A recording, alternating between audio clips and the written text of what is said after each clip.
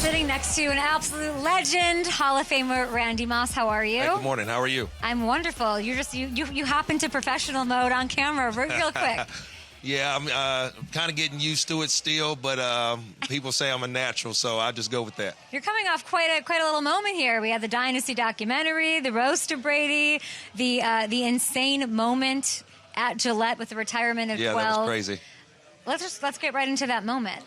Well, I just think that, what was crazy with that moment was Tom Brady came through the tent, and I wanted to speak to him before everybody got there, and I was like, I won't see you afterwards.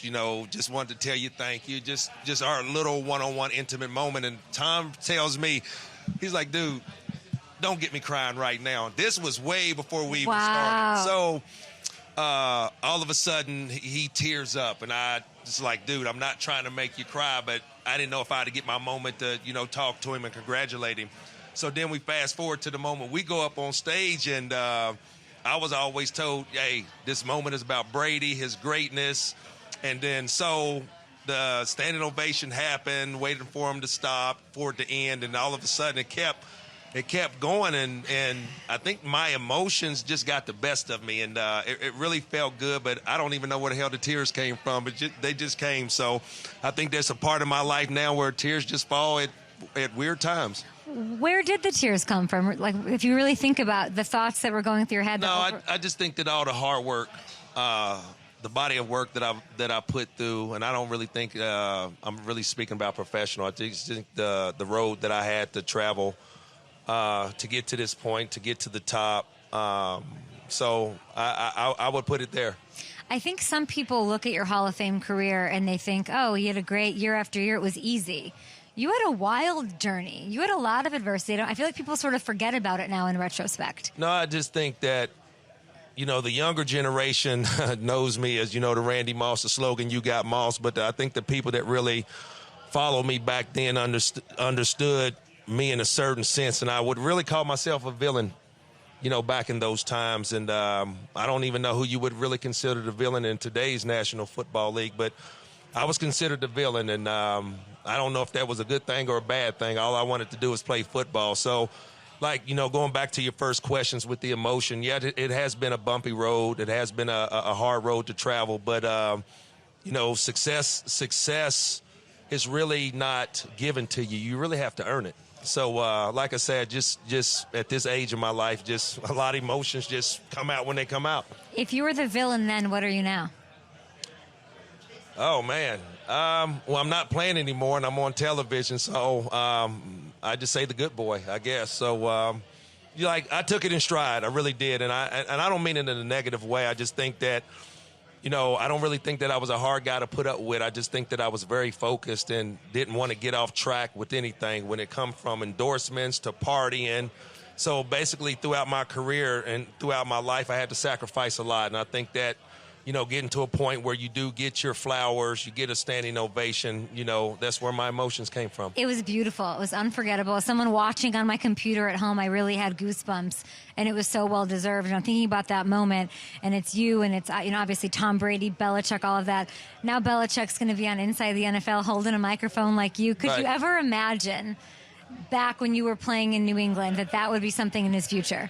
Isn't this like we're living in Bizarro world? Yeah, Bizarro world, because it's crazy. I mean, you hear the things about myself, then getting on TV, and then Bill's making a jump to the television. So, a lot of things that I talk about, Belichick is the man that I know behind the scenes. And I think when you have, the camera, the spotlight on you, and you're getting asked these random questions, and I'm only talking from a player's perspective, sometimes you get in trouble with your response. And I think Bill has really been a great teacher and a great motivator of winning championships, coaching guys that want to be coached.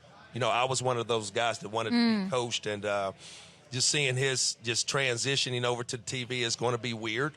But I know the man, I know how funny he is, I know his sense of humor, so I think he's going to be great, and I can't wait to watch him. You were the perfect person to talk to about Devonte Adams. your time with the Raiders, and of course getting traded to New England where you have this incredible season, but you come up short as far as a ring is concerned. Devonte needs a ring. He wants a ring. He's 30 plus. He's there. We're watching what's going on with Netflix receiver, which you so beautifully narrate. Right, thank you. You're welcome. What should Devonte do? I mean, the game has changed. I mean, what he's saying is true. So the man is being vocal. He wants to win. He wants to get put in a situation to win. And I know that back when I played for the Raiders, this is a different organization. I think they're a better team. They're a better organization to back when I was there. So I think my advice for a guy like Devonte is I wouldn't change. I really wouldn't change. And I think that, some of the sound bites you hear is, hell, play my sound bites. I know I've trashed a quarterback here and there, but I think it's all within the game. He wants to compete. He wants to win. And I love it. I take it in stride just by watching it and things like that. So if I could give him any type of advice, and I can't believe somebody's really calling me. Maybe it's Calvin. Sitting, no, if it's my Calvin wife. No, it's only my wife. So speaking of this, babe, I'm doing an interview right now, and I said there's one person calling me. I'm going to have to call you back, okay? Love you, bye. All right, sorry about that. But you did go through a similar situation with the same organization where you wanted. Yeah, but like I say, I think they're in a better position now. Yeah. I like the general manager. I like the head coach. I like the position they getting. I don't know if the right thing was for them to get out of Oakland, but they did have a culture change. So, but I think should he chase a ring, Randy? I don't see why he shouldn't. I really don't see why he should not chase a ring. I think that he's made all his money. He's made enough money. I don't say all of his money. He's made enough money. So I think for him to chase a ring, I chased one. A lot of players chase rings when they have, been let go of their organization. When I let go of Minnesota Vikings, I didn't know what I was going to do or where I was going to go. And then I had an opportunity to go play for the Patriots. So I think for me, to go back to your question, the advice for him, just keep being yourself, man, and go get a ring. If he has an opportunity to get it, I don't think he has had an opportunity to be in the big game yet. And I think that when you sit up here and work so hard to get to a point, there's a lot of guys that has put in some great work in the National Football League that has never seen the Super Bowl stage. So I wish him well, and I want him to go get it. Is chasing a ring staying in Vegas for the season, or there's a lot of talk about him potentially pushing his way out, making his voice known? I chasing really a ring, is that like go somewhere else? I don't know if the Raiders, hell, they're in the same division with the Kansas City Chiefs, so I don't see a ring in their near future. Tough. So if he needs to chase a ring and get out of there, what would he look like back with Aaron Rodgers? What would that look like? Now, Randy, this is the drama that's been going on. I've been saying it for a long time. Okay. I would like the Jets, if they're going to go all in with a 40-year-old, one of the greatest quarterbacks ever, really go all in. Right. And get that extra piece. I don't know if the salary cap can bring a guy like Devonte Adams in, but I would love to see it. The Raiders have to be losing. The Jets have to be winning before that trade deadline, I think, for that to happen. What do you think? Let's just keep our fingers crossed, and if that happens, we can come back to this interview. But like I say, if it's any fit, speaking about a guy like Devonte Adams, go back with your quarterback, man, and Aaron Rodgers. They made some great things happen. That would look good, him at the Jets. Raider fans are going to hate this bite. It's going to go out. Raider fans are going to hate every second of it. You are narrating receiver. You took over for Peyton Manning. It's amazing. If receiver was around when you were playing, what is the moment that you would make sure they caught on camera? Wow. From your career? 3-touchdown game against the Cowboys, maybe? I don't know. It would have to probably be a holiday game. Either my Monday night coming out party against the Green Bay Packers. Yeah, because there was a lot of sound bites there. There was a lot of emotions going on in the locker room and into the game, or one of my holiday games like the Thanksgiving game against the Cowboys. Yeah, that was pretty good. The record-breaking touchdown catch in 07 with the Patriots, maybe? No, I still got to go earlier in my career. Something with the Vikings. How safe do you feel with those 23 touchdowns? Nobody's getting that. I don't really think about it. I was talking to some guys. I was talking to Harry Douglas and Calvin, of course, and Braylon Edwards, and we were talking about that season, and I said, look, man, I only came into the National Football League with 2 goals, individual goals. One was the single-season scoring record, and I wanted the all-time receiving touchdowns record. So I'm second on the list in one and first in the other. So, like I say, it's just more of the body of work and the ups and downs, traveling a 14-year career that I've said this time and time again, there's going to be, bad sound bites, bad plays, good and bad, and I take them both. A couple of days ago, Burrow said, Joe Burrow, who you know well because your son, of course, the LSU connection there with Justin Jefferson and Jamar Chase. He said that if he got a rushing touchdown this year, he might bring back your fake moon celebration. Have you heard this? No, He said that he would do that. What? No. What is you're saying? Is that a no? No, would you approve of such a thing? Would you say, don't do this, Joe? What do you think? Well, since you're giving me some love, I say do it. But the thing about who is he going to do it against? The Packers? Sure. Well, it has to be the right situation. Ravens? Okay, that's That'd a rival. nice. That's a rival. That'd be Right. pretty nice. Somebody in the division. I mean, that's probably the toughest division in football. So, but back to that, I think that, just bringing some back and just paying homage to that. I mean, I loved it because, like I said, when I done it was all in fun and, people took it out of context. So just bringing some back to create some more humor, I'd love to see it. Wait, you work with Joe now. Does it ever come up? Was it did you guys have to get over it or does it happen a long time ago? No, I leave it alone, man, because I think now that, people don't realize at the time what I was going through of trying to make something funny into something. And I think that a lot of people took it as an insult, so I really don't get into it anymore. You know Joe Burrow. You know Jamar Chase. You just said it's the toughest division in football, likely. What makes you think, if you do think that they could actually take it as far as they did and get even further this year? I think just keeping Joe healthy. I mean, that's the biggest thing. I mean, I've said it time and time again. It's a quarterback-driven league, and, the team goes as the quarterback goes, and I think that, Cincinnati Bengals, if he gets hurt, go find your backup. Now, who? I don't know. But I think just the health of keeping Joe Burrow healthy, keeping him upright in the pocket, and he's going to deliver the ball. He still has weapons. He still has a great receiver in Jamar Chase. So I'm anxious to see what Joe Burrow's going to come to. He's been hobbled and injured over the last couple of seasons since he came in the National Football League. So what's going to be able to get the Cincinnati Bengals back to that game and get them a ring is they got to keep Joe healthy. If you're out here playing golf with Calvin and Harry Douglas and everybody, who's catching all the fish? Well, it's a little hot right now. I haven't been out in a couple of weeks, and it's funny that you say that because I'm in Detroit. I mean, this is the smallmouth mecca. So next time I need to get up here and do some smallmouth. What does that mean? Smallmouth? What? So smallmouth. So you got smallmouth and largemouth. Okay. So there are different types of species of a bass that are only in certain parts of the country. Okay. So we're up here in the northern part of the United States. You got to get out there. Yeah, I need to experience that. I looked at your Instagram this morning, and it is just fishing. That's all I love to do. It is your favorite thing. Now, when you catch, did you do the whole, like you're taking the bones out? No, I don't know. You don't do any of that. What do you do when you're catching these fish? Catch and release. Yeah, okay. Bass fishing is a catch release sport that is just the fun of catching the fish, taking your picture, cutting a few jokes, and then releasing them in the water. So that's what I love to do, and that's my therapy. We're here to support Calvin Johnson. Yes. What is your relationship like, and how proud are you of him with everything that he's doing right now? Well, I think, while we played, I think that a lot of people, also wondered. I've always rooted for any receiver, any player in the National Football League, and now, being able to retire and being able to come to an event with Calvin and just seeing his growth and just seeing everything that he's been able to do of just helping kids out, and not just Detroit. He goes back to the state of Georgia and does great work there with his scholarship and things like that. So just me being a part of something like this, I've always told guys it's not always about the money. It's always about, giving back. I'm a blessed man, and, I'm going to continue to be a blessed man from above. And just being able to give back and just seeing the city of Detroit, seeing the kids, seeing his foundation, seeing the scholarship that he's handing out, but then also being able to meet his family.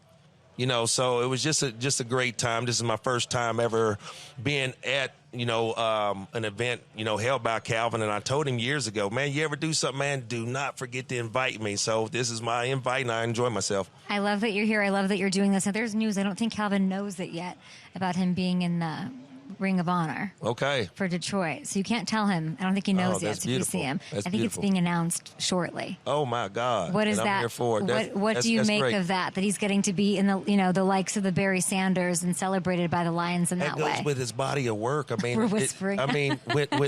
with me, being able to play, and then, I'll go out here and do something, and all of a sudden I look at the highlights and I'm like, okay, what did Calvin do? And then, so was it really like that? Yeah, it really was. Wow.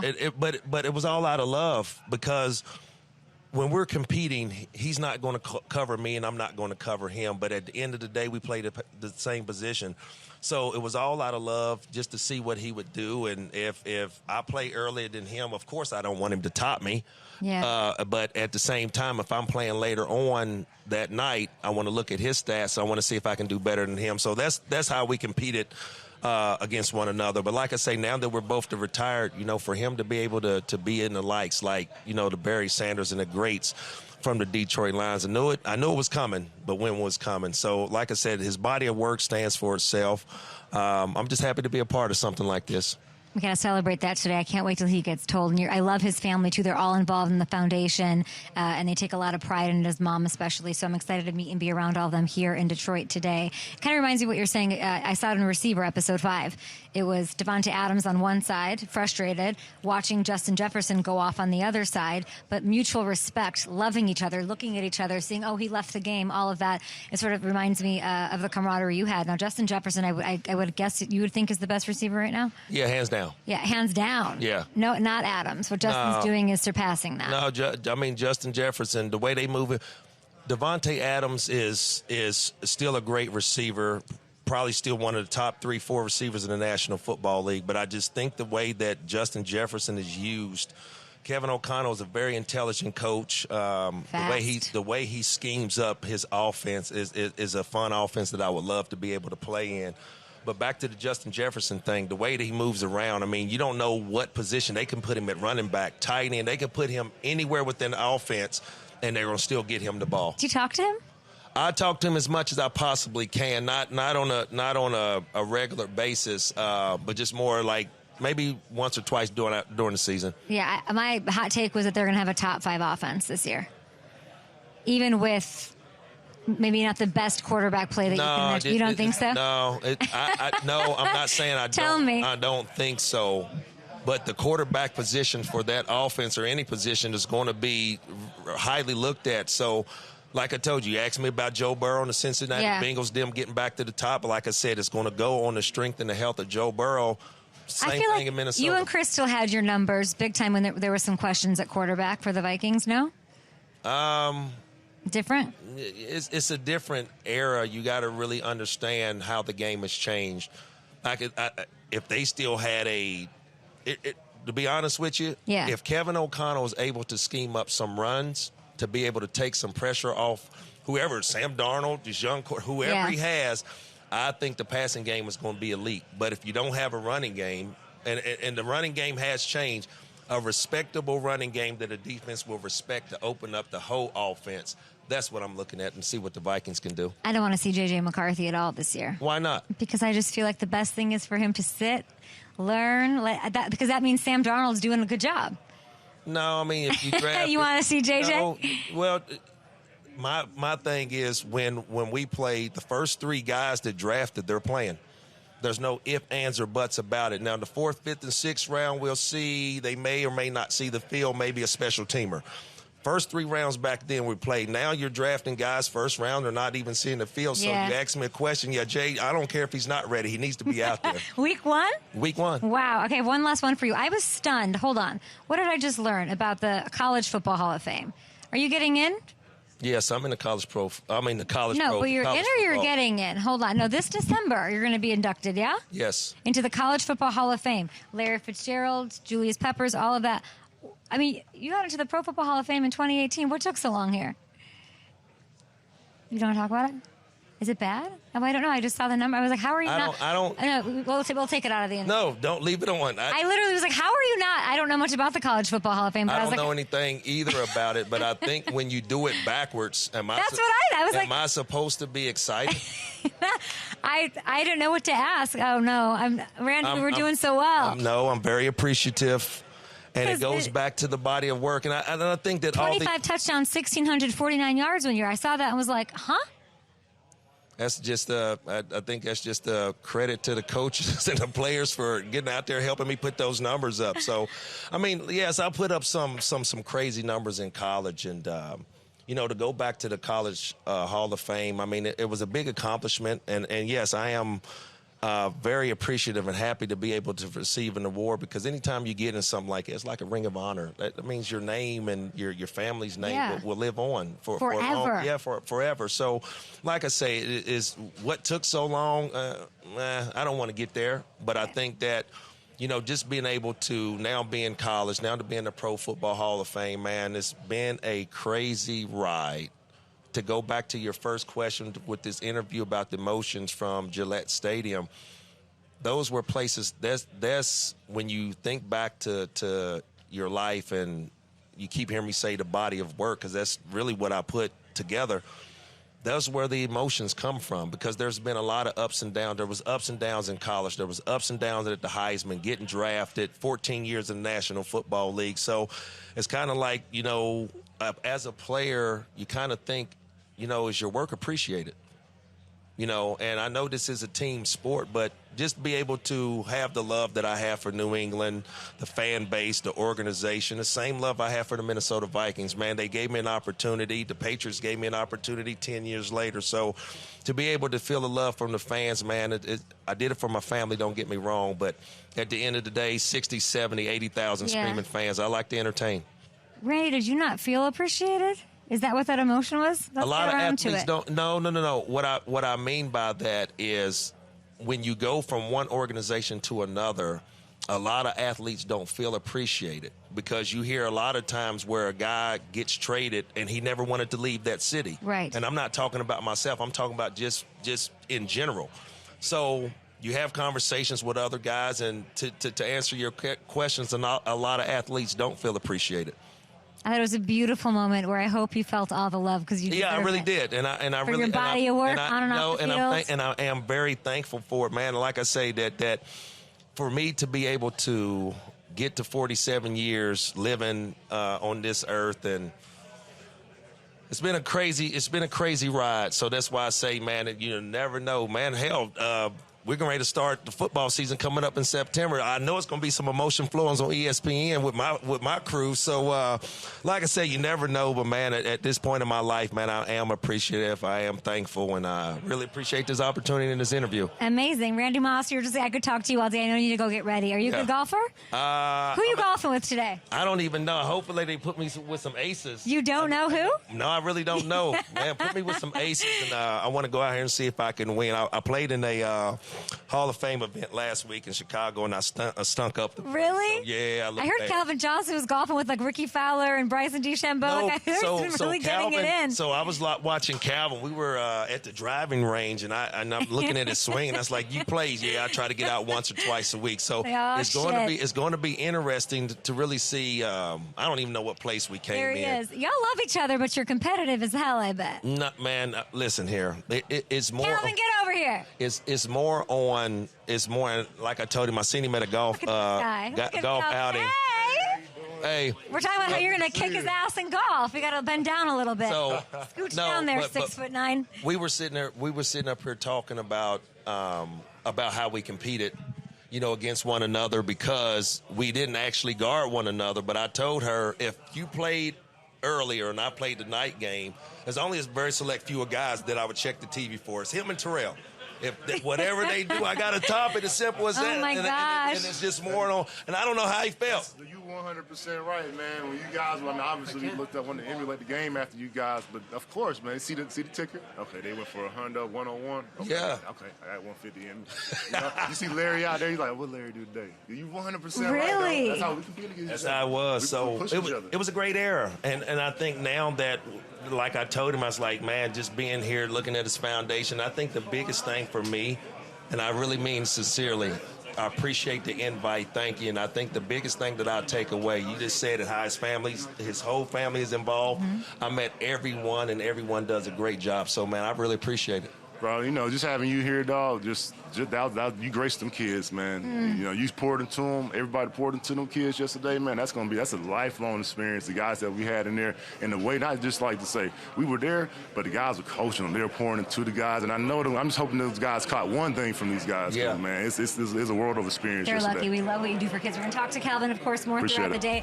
2 Hall of Famers. Like, what is my life? We'll take a break to be back right here in Detroit, supporting Calvin Johnson Jr. Foundation.